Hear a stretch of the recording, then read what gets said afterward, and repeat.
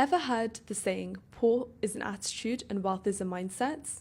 If you want to escape this cycle, you need to rewrite your rules around how to manage money. Here are 6 money habits keeping you poor and what to do instead. Number 1, spending more as soon as you earn more. Have you ever noticed that the more you earn, the more you spend?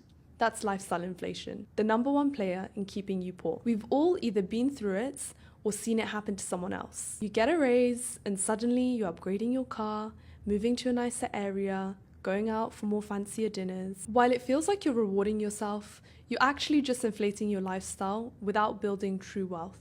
To fix this, set a cap on your lifestyle upgrades. For example, limit non-essential upgrades to about 10% of your pay rise. That means 90% of your pay rise can go towards more important things, such as your savings, investments, or debt repayments. This means that your money works for you instead of against you. Number 2, not having a budget. Not having a budget is like driving blindfolded. When you don't have a plan, it's very difficult to know where you're heading. Let's talk about the sneaky daily costs. For example, your morning coffee. It sounds like it's not too much, right? About £4 a day when you go into your local coffee shop. But if you do this every weekday, that's already £20 a week. Multiply that by the number of weeks in a year, and that's over £1,000 spent just on coffee. When you don't know where your money is going, you can't make informed decisions. Instead of spending mindlessly on small things like coffee, you can enjoy the same experiences, maybe twice a week, 3 times a week, and the rest of your money can go towards more meaningful things, such as your savings or any type of investment that you're looking to put your money towards.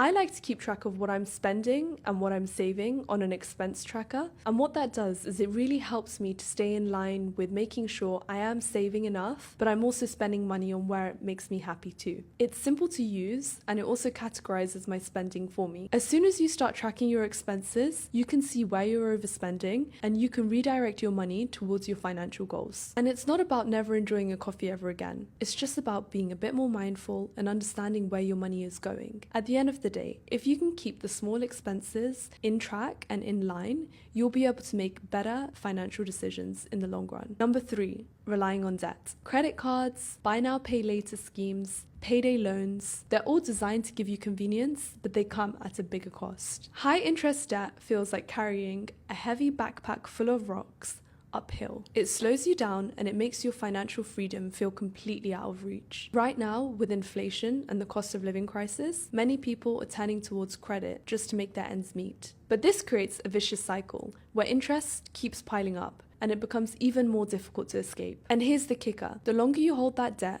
the heavier it gets. Interest compounds, which means you're not just paying back for what you've borrowed, you're also paying back for the amount of time it's taken for you to pay that money back. Number 4, ignoring investing. One of the biggest mistakes I see people make is that they just leave all of their money in their savings account. It feels safe, but with inflation, you're just losing your purchasing power. Think of it this way: if you're trying to grow a tree on poor soil, there's only so much growth that can happen. So you have to focus on building the soil first. To grow your money, you need to invest. And I get it, there's a lot of investment jargon out there, but in order for you to start, it's really important to start small. I personally like ETFs because they help to diversify your portfolio from the get-go, and they're quite easy to understand. The earlier you start your investment journey, the easier compounding gets. So the longer that you're in the game, the more benefit you get. Number 5, impulse spending. Impulse spending is another silent killer. It's your job to kill it off from its roots. Trust me, I know it's really easy to fall into. When you're in your bed and you're very cozy and you're doing some retail therapy on your laptop, and all of a sudden you find that you spent